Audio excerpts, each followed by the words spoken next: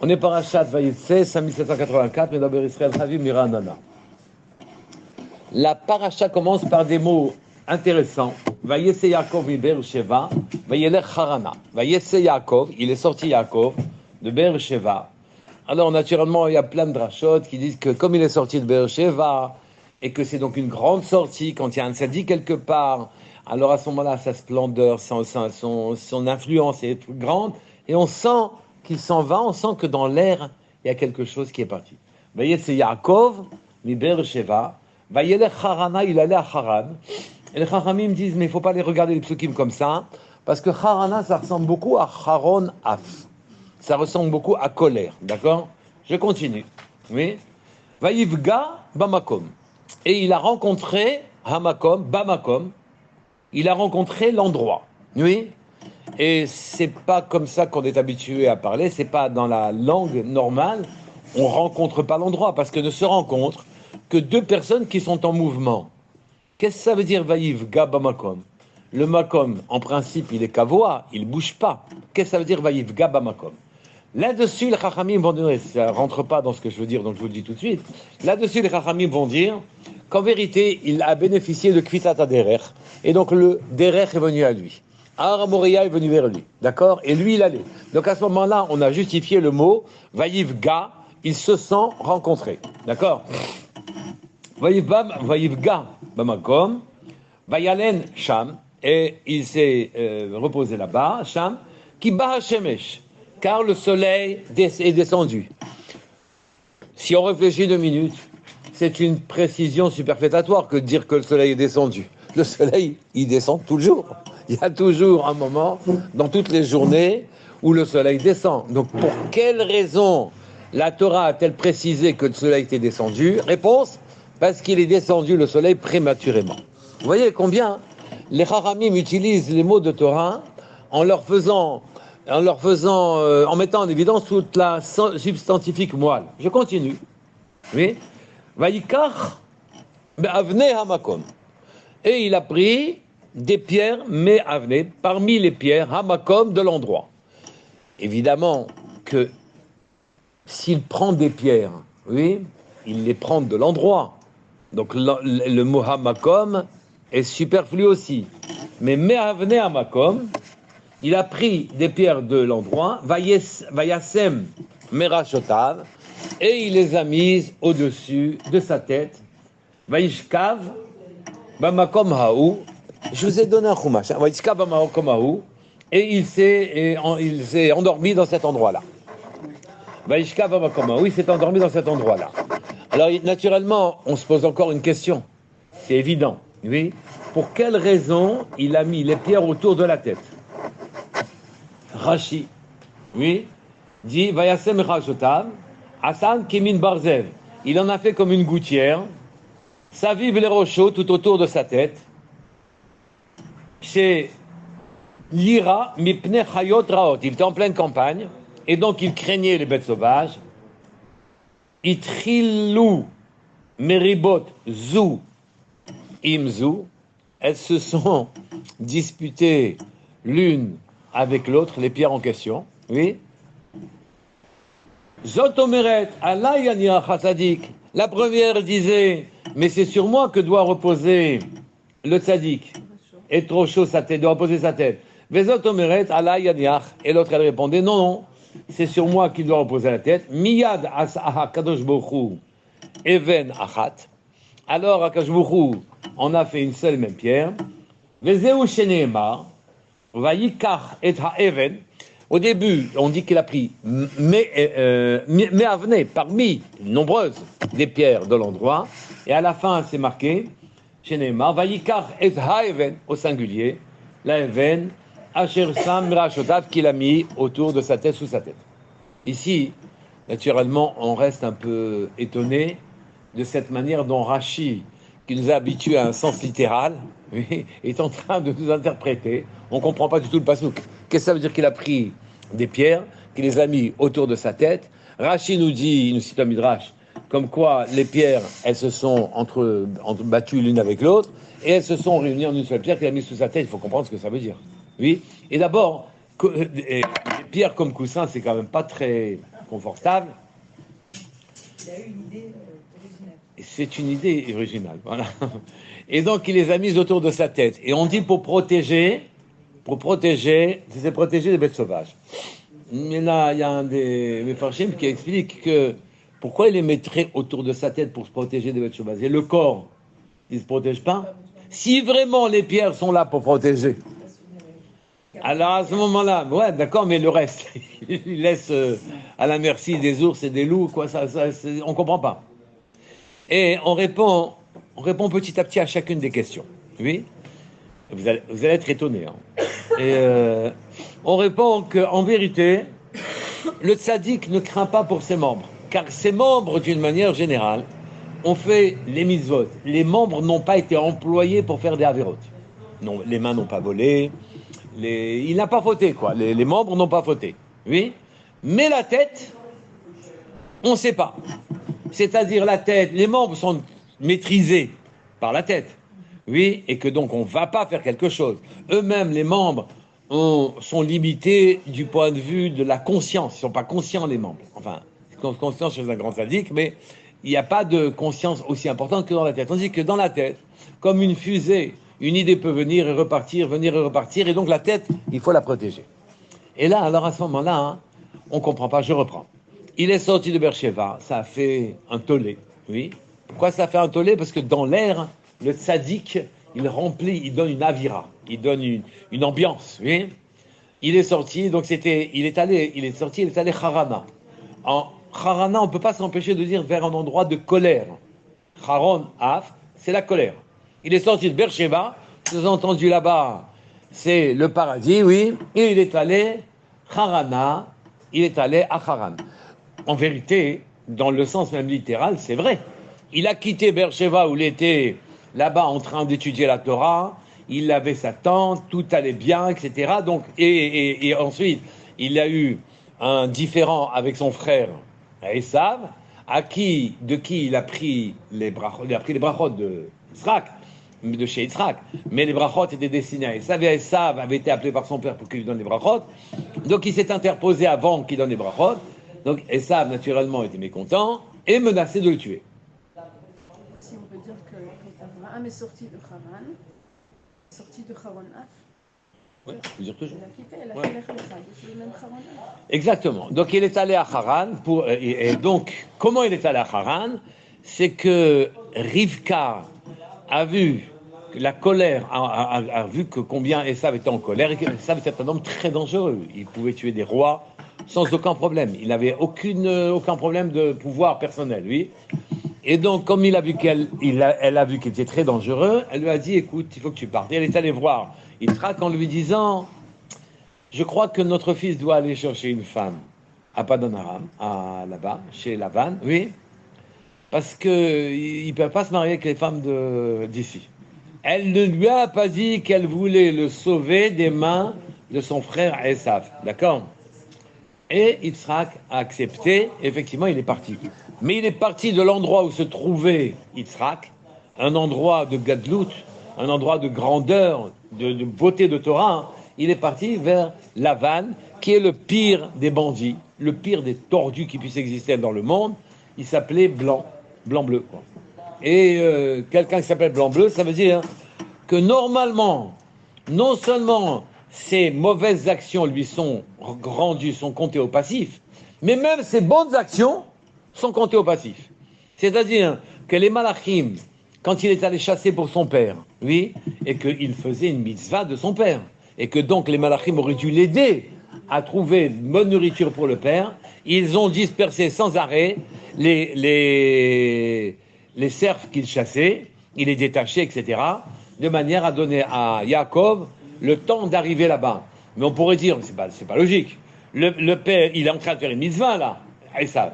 En vérité, sachez que les mitzvot faites par les Rechaïm, qu'ils laissent penser aux hommes normaux qu'ils sont des sadikim, ces mitzvot détruisent le monde, et donc elles sont comptées au passif. Et c'est la raison pour laquelle les malachim défaisaient la mitzvah qu'il était en train de faire à l'égard de son père. C'est comme ça que ça marche. Ne regardez pas les mitzvot d'Ershaïm, elles laissent penser qu'ils sont des sadikim et ils en sont très loin. Et donc en trompant le monde, ils détruisent ce monde-ci en le faisant partir du monde de vérité. Et la vérité prend à ce moment-là des détours, comme on a vu dans le paracha précédent, des détours particuliers. Donc je reviens à notre ignal. Esav menaçait Yaakov, il a fallu que Yaakov se sauve. Il s'est sauvé sur l'injonction de sa mère, trouvé à chez Lavan, une femme pour lui, d'accord? Et là-bas, c'est pas un endroit de Torah chez Lavan, c'est un endroit pourri, un endroit tordu complètement, oui? Et donc, on comprend moi le pasouk, il est sorti de Beersheba, et c'est Yaakov Beersheba, il va à Harana, il va à Haran, un endroit où la colère divine s'exerce. Dans le monde entier, sachez que la colère divine s'exerce, au moins un instant. Pourquoi? Parce qu'il y a pratiquement pas, presque pas une personne qui fait ce qu'elle doit faire sur Terre. De là-haut, il y a moins de différence entre un tzaddik et un rachat qu'il y en a sur Terre. Sur Terre, c'est bien tranché, tzaddik et rachat. Mais même les tzaddikim, ils sont un peu incompétents. Comme vous avez beau avoir dans une entreprise des gens compétents, même s'ils sont compétents, ils ne sont pas complètement compétents. Et donc, il y a toujours un problème avec les gens. Akadosh Baruch Hu attend de nous beaucoup, et nous ne faisons peu. Mais, comme on dit dans la Mora qui dit à son élève, il fait ce qu'il peut, mais peu. Et donc, ici, il n'y a pas beaucoup de différence. Donc, il est sorti, Harana, dans un endroit de colère d'Hachem. Oui. Et, de nouveau, il va y aller. Je vous reprends le pasouk, en vous le lisant un peu plus précisément. Vaishka bamakom hahu. Ah, non. Vaïvga bamakom. Il a rencontré l'endroit. Donc, l'endroit, c'est Aramoria qui est venu à sa rencontre, oui. Il s'est endormi, il est resté là-bas. Alors que le soleil s'est couché pour lui indiquer qu'il fallait dormir, qu'il fallait se coucher là, oui. Vaïkach me'avna makom, et on ne comprend pas. Qu'est-ce que c'est cette histoire qu'il a pris me'avne amakom, des pierres de l'endroit, et Rachid nous explique qu'il les a mis autour de sa tête, et qu'elles se sont disputées les unes avec les autres, les pierres, et elles se sont toutes réunies en une seule pierre qu'elles mettent sur sa tête. C'est pas facile d'expliquer. Il n'est pas parti tout seul. Hein? Il n'est pas parti tout seul. Il est parti tout seul. Ah, tout seul. Hein? Eliezer, c'est pas allé tout seul. Quoi? Eliezer, c'est avec qui qu'il est parti. Mais non, Eliezer, il est parti seul aussi. Et puis c'est la génération d'avant. Ici, c'est la génération d'après. Ah oui. D'accord? Alors, il y a ici un Orach Chaim très important. Et qui nous indique à quoi font allusion ces psukim. Je vais vous le lire. Je vais lire 2 fois, écoutez. Alors, il dit Bederech Remez. Ici, prenant un chemin allusion. Vous savez qu'il y a 4 interprétations possibles. Enfin, il y a 70 interprétations possibles. Mais il y a 4 niveaux d'interprétation qui font le pshat, qui est le sens littéral. Et il y a toujours un sens littéral. Il s'est passé quelque chose de manière normale, d'accord? Le pshat, le remez. Et ici, les événements font allusion à d'autres choses. Et on fait des rapprochements pour comprendre à quoi on fait des fines allusions. Quand vous parlez avec quelqu'un qui a un remez entre vous, à ce moment-là, il y a des allusions qui sont faites, d'accord? Le remez, le drash, qui est le sens allégorique, et le sod, qui est le secret. Ça donne Pardes. Pardes, c'est le paradis, littéralement. Pardes. D'accord? Ici, le remez est cité par le Orach Chaim. Et il nous dit la chose suivante. Je vous traduis directement. Vayetse Yaakov mi Beersheva. Yaakov est sorti de Beersheva. Il faut comprendre, Yaakov, c'est le Nefesh. Le Nefesh est sorti dans la vie normale. Le Nefesh est sorti dans la vie normale, oui. C'est-à-dire, il y avait une Nefesh, il y avait une vitalité qu'Akadosh Baruch Hu a isolée, et il lui a dit de descendre sur terre, d'accord? Et ce Nefesh s'appelle Yaakov. Pourquoi il s'appelle Yaakov? Parce que Yud Ekev, il est un Nefesh, c'était Me'olam Elyon, il sort de Beersheva, le monde d'en haut, le puits des 7 midot, ou bien le puits de la Shvoua. On a juré, quand on était encore en Nefesh et pas habillé d'un corps, on a juré qu'on ferait les mitzvot d'Hachem. D'accord? Be'er Sheva Be'er Shvoua. L'endroit, le puits des âmes, là-bas on a juré avant de sortir, d'accord? Venikra Yaakov, Hashem Yetzer. Pourquoi Yaakov? Hashem Yetzer Hara, Akaruch Be'akvav. Et quand il est sorti, le Yetzer Hara s'attache immédiatement à la personne, à cette nefesh, à cette neshama. D'accord? Oui? Comme on dit, la petach chatat robes. Dès que tu sors du ventre de ta mère, oui, petach, à la petach, à l'ouverture, chatat robes, il t'attend déjà. Le Yetzer Hara. Le bébé, il sait pas parler, c'est la fin, mais déjà, il y a le Yetzer Hara. D'accord? Et donc, il a quitté le monde des Neshama, Ber Maim Chaim, l'endroit des eaux vives, des eaux vivantes, il l'a quitté et il rentre comme Charon Af, dans l'endroit où Akadosh Baruch Hu n'est pas content de la manière dont réagissent toutes ces Neshamot dès qu'elles descendent sur terre. D'accord? Et donc, Be'er Sheva, c'est quoi? Comme je vous ai dit, là où on a fait la Shvoua, on a fait le serment de respecter les mitzvot qu'Hachem nous a donné, de prendre notre chemin. D'accord? Quand est-ce qu'on a fait ce serment? Avant de naître. La Neshama lui demande, tu veux vivre cette vie? Elle répond oui. Donc nous avons tous accepté notre vie. Pourquoi Beersheba? Be'er, ça veut dire le puits. Oui. Le Be'er, c'est le vrai puits, le puits des âmes vives, des âmes qui sont vivantes. Be'er, Maim Chaim. D'accord? Sheva, Milachon Shvua. Ou bien Be'er Sheva, oui, l'endroit où il y a les 7 noms d'Hachem. Vous savez que le monde, quand les lumières sont descendues, le monde a été construit. Il y a il a mis des vitalités qui nous permettent d'agir, qui est le Chesed, ou bien la Gvura, à l'inverse, qui Tiferet, etc. Il y a 7 lumières, et donc Be'er Sheva, c'est l'endroit où il y a que des lumières. Oui. Je continue. Donc voilà. Et donc cette âme, elle descend des cieux. Elle était dans un monde parfait. Tout allait parfaitement bien. Oui. Vayelech Harana, il faut la comprendre. L'endroit où le Charon Af s'exerce la colère divine à cause du Yetzer Hara qui est extrêmement séduisant. Les gens perdent généralement tout leur temps. Il ne sert à rien tout ce qu'ils font dans leur vie. Oui, ils sont constamment en train de faire rien. Ah, qu'est-ce que je fais maintenant? Je fais rien. Et maintenant, je fais rien. Et tout à l'heure, je fais rien. Je me repose quand même. Voilà. Je fais rien. Alors, derech Omro, qui Yetzer Hara, Yikanes Badam. Alors, le Yetzer Hara rentre dans l'homme dès qu'il vient dans le monde. Vayivga Bamakom. Et il va rencontrer Hamakom, l'endroit. Il n'y a pas de sauvetage possible. Si ce n'est quand il va prier. Il ne peut pas s'en sortir. Le Yetzer Hara est trop puissant. Je ne parle pas des Rechaim Gmourim qui sont déjà vendus au Yetzer Hara. Je parle même des gens bien. Oui. On est mangé par le Yetzer Hara en permanence. Oui.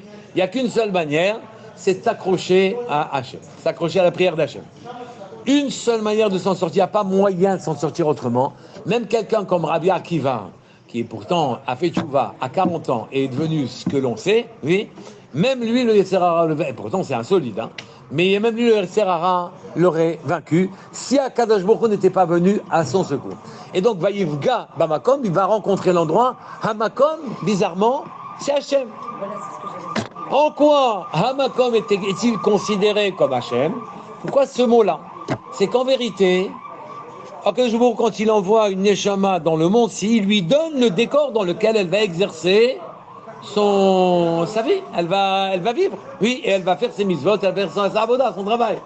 Pour faire son travail, il lui faut du sol sous les pieds, il lui faut le ciel au-dessus de la tête, il lui faut de l'air, de l'eau, du kavod, de la bocha, de l'argent, des distractions, il lui faut une maison, il lui faut une chaise, il faut des enfants, il faut qu'il ait l'impression qu'il fait quelque chose, etc. Et donc tout le monde, de manière générale, Hamakom, l'endroit où un homme va exercer son activité, où la plupart du temps il fera rien d'intelligent, oui, mais il fera de temps en temps des mitzvot, dans cet endroit-là, non mais il faut apprendre où on en est, de manière à pouvoir déployer une activité plus intelligente, c'est tout.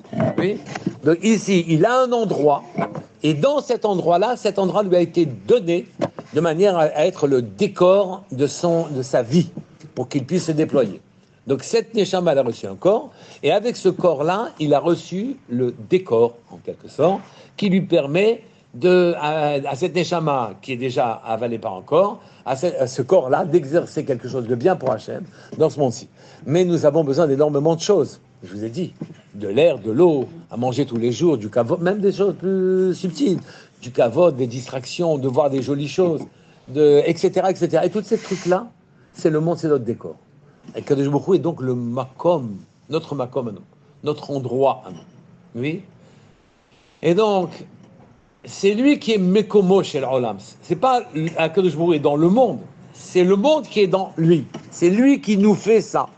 Il y a dans le palmier que je vois, qui est sympathique, il y a des nitzot d'Akadosh Baruch Hu, la porte, le métal, le truc, il y a partout. Bien. Et ça donne un décor dans lequel j'exerce ma volonté de faire des mitzvot. D'accord? Vaïv Gababakom, il faut rencontrer, oui, l'endroit, rencontrer Hachem dans notre monde. Et vous avez l'occasion de le rencontrer de partout, en permanence. Alors que les gens l'oublient, Hachem, en permanence. D'accord? Ils ont du sol, oui, ça va. Ils laissent filer jusqu'au moment où un peu de sol se dérobe sur leurs pieds. Qu'est-ce qu'ils disent? Adosh, Shem. Quand ils sentent le sol se dérober. Mais ils ont du ciel sur leur tête. Quand le ciel devient avec des missiles, ils commencent à prier. Oui. Ils ont de l'air, tout va bien. Quand l'air est irrespirable, etc., etc. Quand on se sent oppressé et tout ça. Donc ce décor, c'est le décor qui nous oppresse et qui provoque que nous avons un derrière, qui provoque notre vie. Donc des fois le décor, il serre. Des fois le décor, il ouvre. D'accord? Des fois c'est large, des fois c'est serré. D'accord? Maintenant on a expliqué Vaïvga Bamakom, oui. L'homme doit prier en permanence et retrouver dans chacun des détails de son décor, il doit retrouver la présence divine, la déceler, la rechercher, oui, l'identifier. Et il va nous donner le conseil, le Or HaChaim HaKadosh, d'accord? Vayelen, et il s'est reposé là-bas, Sham, qui bat Shemesh, que Baruch Hu lui a fait descendre le soleil. Donc vous voyez que le décor, en vérité, répond à nos besoins. Le décor répond à nos besoins. Si vous avez un besoin, quand Akadosh Baruch Hu nous envoie un ennemi, on prie pour qu'il nous en débarrasse. Alpi Teva, c'est impossible, ils sont plus forts que nous. Mais le Akadosh Baruch Hu qui fait le décor, qui m'a mis l'ennemi là, il peut le chasser. Celui qui a cette émouna ancrée en lui, à ce moment-là, il fait une prière et ça ne l'étonnera même pas qu'une chose qui est impossible, oui, elle a pu s'arriver. Sancheriv était aux portes de Yerushalayim avec 210 000 soldats et le roi, Chizkiyahu HaMelech, la bataille était infaisable, perdue. Oui, il n'y avait même pas 210 000 habitants de Yerushalayim qui n'étaient pas des soldats. Donc cette armée allait gagner Yerushalayim. Il a prié Hachem. Le lendemain, il s'est levé. Les 200 000 soldats étaient morts d'une peste, d'une épidémie. Ils étaient morts. Donc quand Akadosh Baruch Hu vient, il comprend que ce décor n'est pas convenable et donc il le balaye d'un revers de main des aboches. C'est lui qui fait le décor. Donc rien ne l'empêche de balayer le décor comme il souhaite. D'accord? Et donc, on comprend comment se comporter. Et le soleil, il a fait donc descendre le soleil parce qu'il voulait qu'il s'endorme et qu'il rêve. D'accord? Mais avant ça, c'est marqué, Vayikach mehavne amakom. Et il prie parmi les pierres de l'endroit. Et on ne comprend pas qu'est-ce que c'est cette histoire de pierres. Oui? C'est quoi ces pierres? D'abord, s'il a pris des pierres pour de vrai, il a sûrement pris des pierres pour de vrai d'abord. Mais même si ce n'est pas un détail pertinent qu'on doit marquer dans la Torah, il a qu'à arranger sa couche pour pouvoir dormir à peu près confortablement. Et ça y est, on ne va pas citer tous les détails. et il a pris un verre en plastique pour prendre son café, et il a pris un... On dit, ces détails-là ne nous intéressent pas.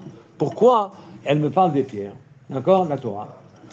Al-Derech Omram, c'est comme si elle voulait dire, comme il a dit Rabbi Shimon ben Lakish, oui, en vérité, pour vaincre le Yetzer Hara, oui, tu fais Kriyat Shema. Si tu ne t'en sors pas avec lui, tu l'emmènes au Beth Midrash. Et c'est allégorique et c'est joli, tu l'emmènes au Beth Midrash. Et le Beth Midrash, au Beth Midrash, les mots de Torah sont comme des pierres qu'on jette à la tête du Yetzer Hara. Et un homme qui étudie, en vérité, est protégé. Non seulement dans le temps où il étudie, mais il est protégé même dans le temps où il doit se reposer, dormir et protégé. Il est protégé. Alors à ce moment-là, c'est quoi Me'avnei Hamakom? C'est quoi parmi ces Me'avnei Hamakom? Il y a un autre, un posek, il s'appelle le Meor Vashemesh. Meor Vashemesh. Ouais. C'est Rabbi Kolonimos Kalman. Oui, Rabbi Kolonimos Kalman, qui a des histoires invraisemblables dans sa vie. Oui. Qui était, je crois, une fois il s'est trouvé en Turquie, si mes souvenirs sont bons, et il y a eu un problème.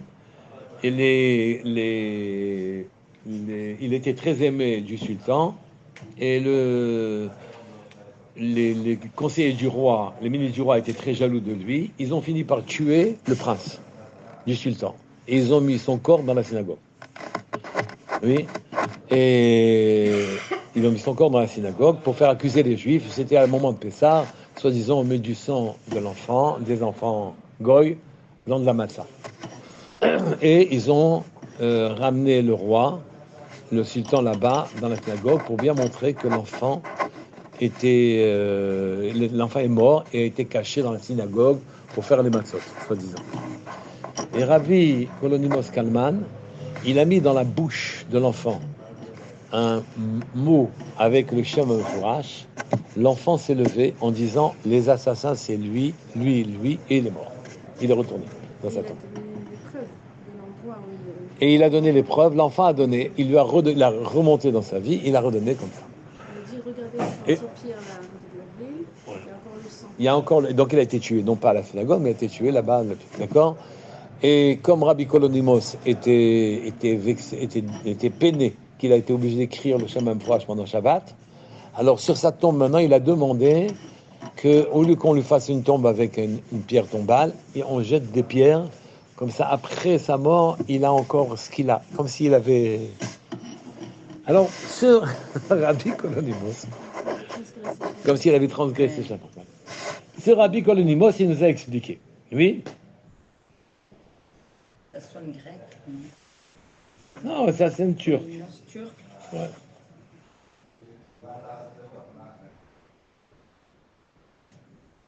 Alors, il nous explique en vérité que Avnei Hamakom, ce sont, comme je vous ai dit, si tu trouves le Yetzer Hara et que tu n'arrives pas à t'en sortir, il est en train de te vaincre, traîne-le au Beth Midrash. Là-bas, les mots de Torah vont le toucher. Et donc je comprends qu'Avnei Hamakom, c'est les mots de Torah, les pierres d'Hachem. Oui, les pierres d'Hachem, c'est les mots de Torah. Pourquoi pierres d'Hachem? Parce que avec les pierres, on fait un édifice.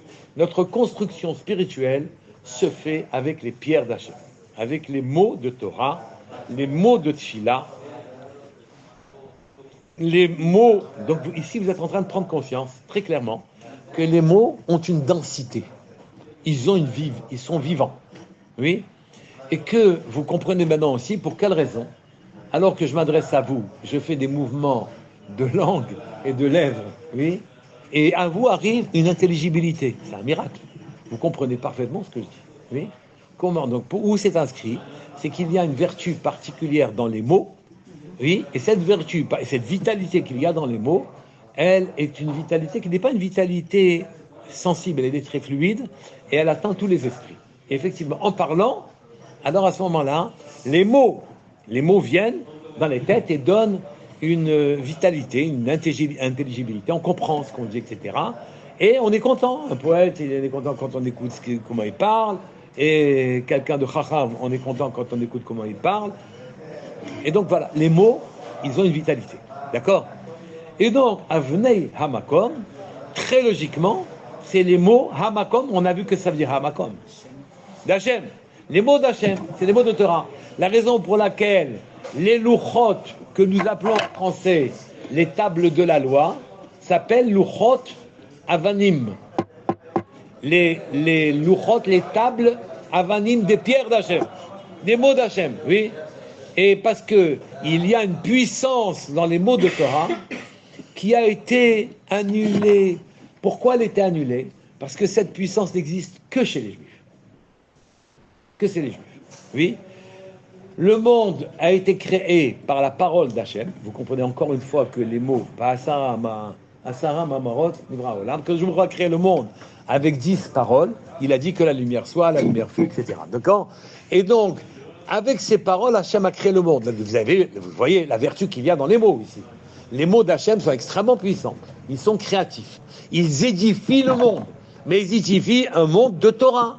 Ils édifient un monde où Hachem, il est présent.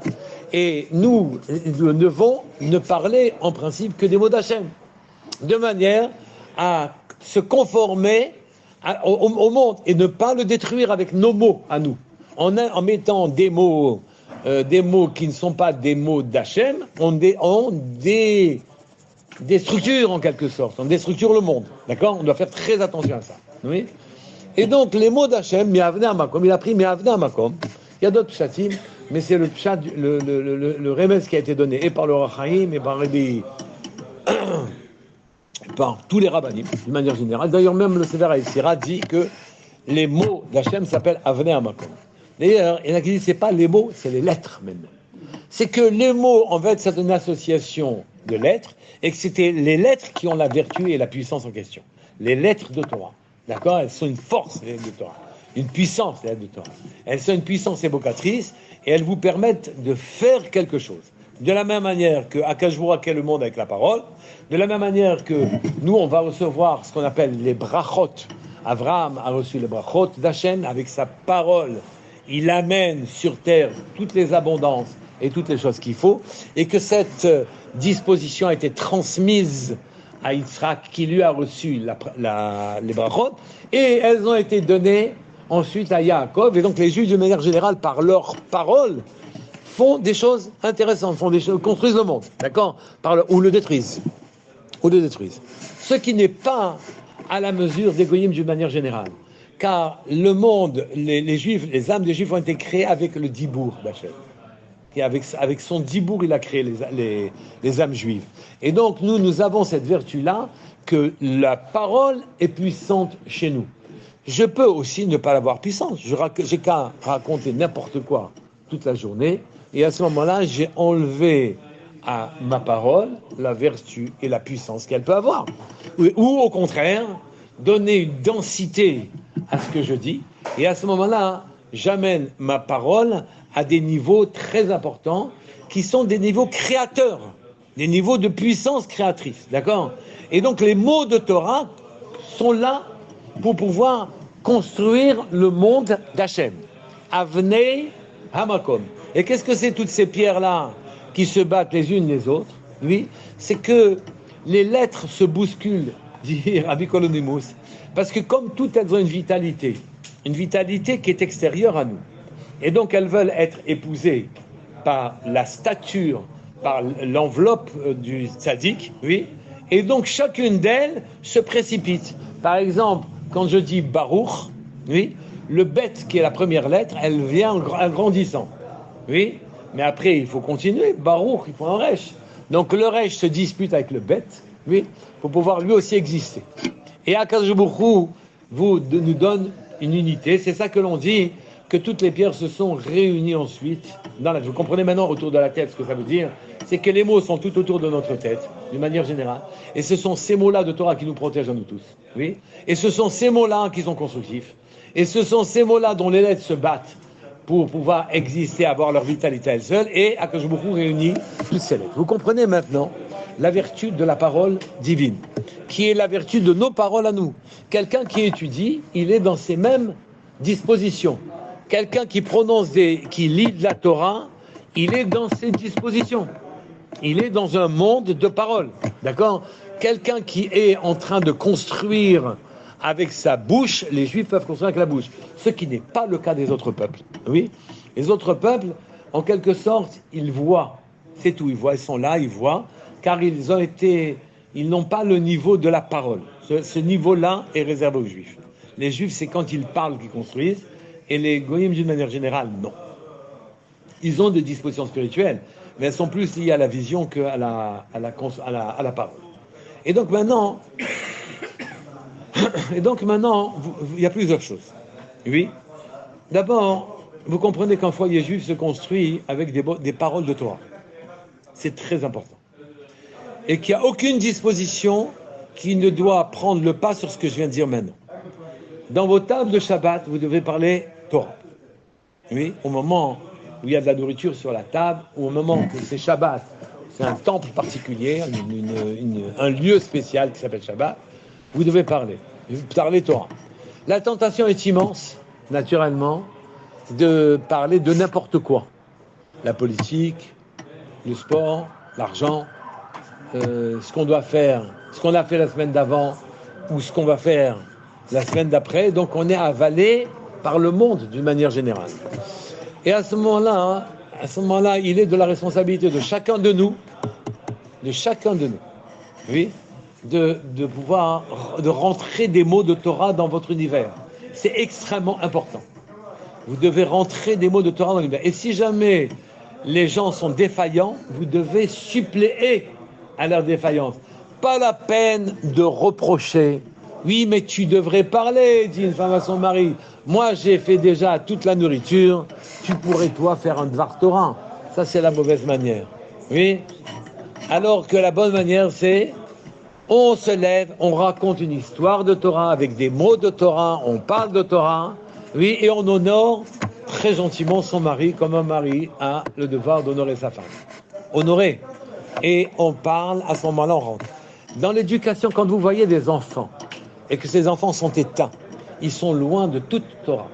Ils n'ont pas rentré des mots de Torah dans leur tête, car leur tête est pleine de choses terrestres. Oui, ce sont des Juifs. Ils ont des dispositions qui leur permettraient d'être comme Moshe Rabbeinu. Il n'y a rien qui les empêche. Oui, mais la socialisation et l'environnement les empêchent de devenir des Talmidei Chachamim. Je dis bien les empêchent. C'est que l'attraction des choses matérielles est très puissante et l'attraction des gens qui ont réussi des choses matérielles est encore plus puissante. Oui. Et donc, mais il suffit que vous veniez avec des mots de Torah et vous déstructurez ce monde qui n'a pas de vitalité, de puissance. Les enfants sont éteints parce que les adultes sont éteints. Pour pouvoir arriver à redonner aux enfants qu'ils aient la tête pleine de lettres de Torah vivantes comme ça, qui leur animent leur neshama, qui leur font sentir que Yud-Ke Vav-Ke c'est quelque chose et que la vitalité passe par que le Yud-Ke Vav-Ke qu'on a devant les yeux, alors à ce moment-là, il faut parler des mots de Torah en donnant à vos mots une densité. Densité, vous comprenez que ça veut dire l'énervement est proscrit. Le reproche est proscrit. Oui. Les leçons qu'on donne aux adultes de la table sont proscrites. On se lève et on parle Torah. Envers et contre tous. Et sans laisser de la place à une discussion autre. On occupe le terrain sans peur et sans reproche. Directement. Ceci, naturellement, se prépare. Vous ne pouvez pas débarquer face à l'extraordinaire séduction des conversations qui servent strictement à rien. Oui. Vous savez combien les blagues sont intéressantes? Pour une blague, il y en a qui ferait n'importe quoi pour pouvoir apparaître en train de faire une bonne blague. Oui. Eh bien, pour arriver à ça, il faut que vous ayez une degré de préparation, des histoires prêtes, un Dvar Torah intéressant, une question lancée qui ouvre un débat. Ils suivent pas, vous recommencez. Ils suivent pas, vous recommencez. Ils suivent pas, vous recommencez. Et à ce moment-là, les pierres avenées à Makom viennent repousser les gravillons de ces vies qui ne servent strictement à rien. Et on peut passer toute une vie pour rien. Ineptes, qui servent à rien. D'accord? Même ceux qui veulent ce que je viens de dire maintenant, ils ratent la moitié et je suis gentil de leur temps. Mais ici, on doit faire un gros effort. Et c'est ça, puisque n'oublions pas, c'est marqué Vayetze Yaakov, mais Beersheva, l'âme elle est sortie de Beersheva, d'un endroit extrêmement puissant. On doit retrouver, on doit se rallumer comme on était allumé en haut. Oui. Et on est descendu dans un Harana, dans un monde où c'est la colère divine qui s'exerce sans arrêt. Et il est gentil, Hachem, hein, parce qu'il laisse passer des trucs très moyens. Et je ne parle pas des grandes exactions, je ne parle pas des grands péchés. Je parle de cette perte de temps permanente. Imaginez-vous que quelqu'un, dans une entreprise, mette à disposition de ses employés des bureaux, des fauteuils, du café, de l'eau avec l'eau qui tu appuies et ça fait froid là et ça fait chaud de l'autre côté. Oui. Et attends, les lumières, les machins, décor, 25e étage, là avec la vue sur la mer, etc. Et les gens, toute la journée, ils font ce qu'ils veulent. Oui. Combien de temps ça dure? Un certain temps. Combien de temps ça dure? Combien ça va durer? Qui va supporter ça longtemps? Et Akadosh Baruch Hu, tous les jours, il supporte notre ineptie. Tous les jours. Le fait qu'on ne soit pas allumé. Le fait qu'on laisse les autres ne pas s'allumer. Alors que nous avons à disposition des mots. Tous les jours, on fait 3 fois par jour la tefila. 3 fois par jour la tefila. Oui, 3 fois par jour la tefila. Tous les jours, on a des brachot à faire. Des dizaines et des dizaines. Je vais arrêter, oui. Des dizaines de brachot, oui. Et tous les jours, on a l'occasion de louer Hachem. Et tous les jours, on laisse passer ces occasions en disant mais demain, je ferai quelque chose. Qu'Akadosh Baruch Hu nous aide, Bezrat Hashem et Barach. Kol Tov.